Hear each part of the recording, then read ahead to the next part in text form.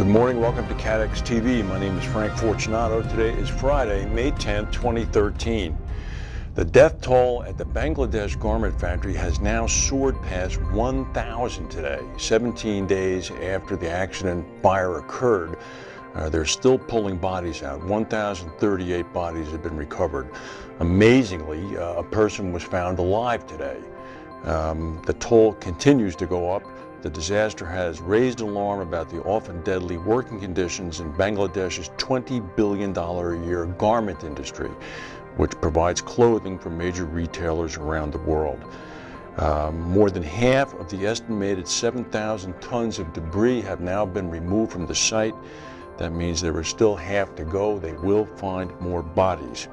Meanwhile, around the world, retailers and global brands are facing new pressure to improve the safety standards of the buildings in which their workers actually work and make their clothing. The parent company for the smoke-blackened Tunghai Sweaters plant, which is the location of the factory that burned, says most of its business comes from North American and Western European countries, although it does not list any U.S. stores or brands among its clients. The American chain, The Children's Place, which had a factory in the building, told USA Today that it is evaluating the so-called industrial awe proposal, which would require companies to conduct fire and building safety inspections and make the findings public. This proposal is a result of a global federation of labor unions. So far, only the company PVH, which owns Tommy Hilfiger and Calvin Klein, and the German retailer Chibo have signed on to the proposal. The Gap, which last fall announced its own plan to improve worker safety, said that it's not ruling out any collaborative process, including possibly supporting industrial awe. I guarantee you, once the worldwide population begins to boycott these things, they will begin to sign on. This is a terrible tragedy.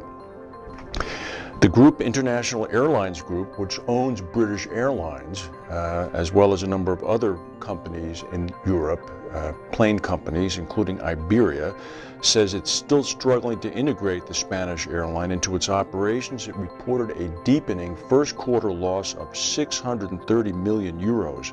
This is 827 million US. It was compared to 129 million euro loss last year.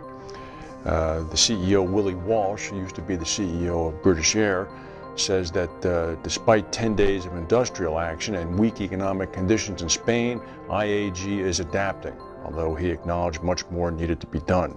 No kidding.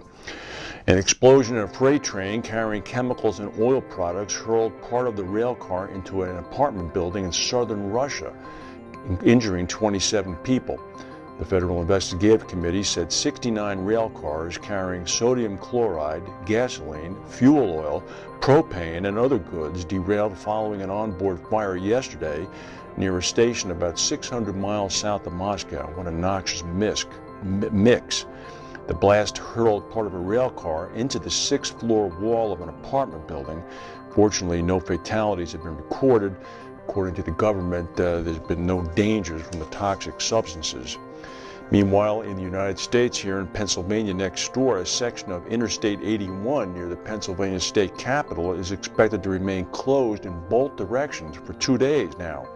This is after a fully loaded tanker truck loaded with diesel fuel overturned early yesterday morning and exploded. The driver was not killed. The incident occurred when the truck carrying 7,500 tons of fuel had just crossed Route 81 near the Susquehanna River, shut down traffic in both directions. According to the state police, there really could not have been a worse location for this to have occurred. Yesterday, I had the privilege of attending the Insider Scope conference in New York City. It's a group that had a number of luminaries from the reinsurance and insurance world addressing it. Stephen Friedman from Stone Point, Keene Driscoll from Validus, Brian Earhart from Aon, Jim Few from Aspen. There were a number of other people. I've just quickly put together some observations. More will come as we go on, of course. Mr. Friedman indicated that his company, Stone Point, is always looking for runoff businesses in the P&C space because he thinks they're going to continue to be very attractive in the future. meaning that people are going to be wanting to get out.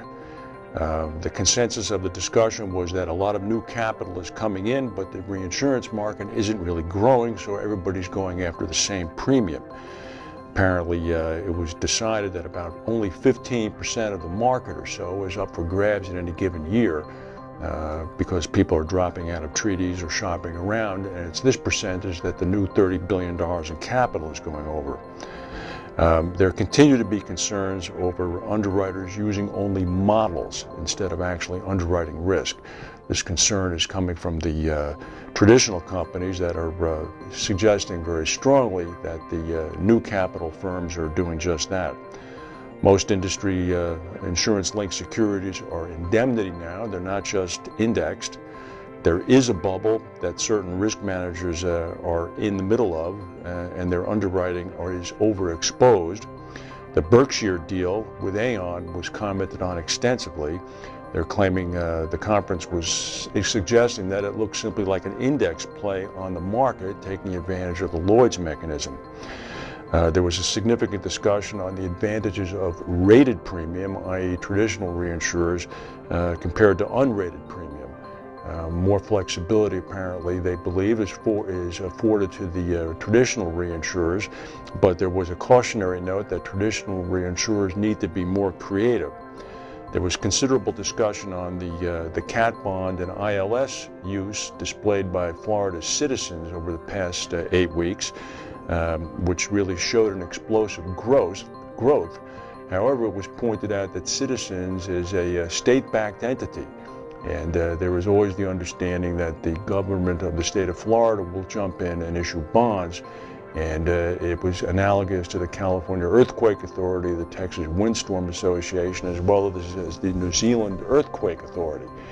The question is what's going to happen now with traditional Florida insurance companies when their renewals come up in the summer. It's a very interesting conference. I'll have more to say about this as I collect my notes and begin to talk to some of the participants. In the meantime, if we have any breaking news, we'll come back and tell you. Thank you for watching and have a good weekend, and we'll see you on Monday.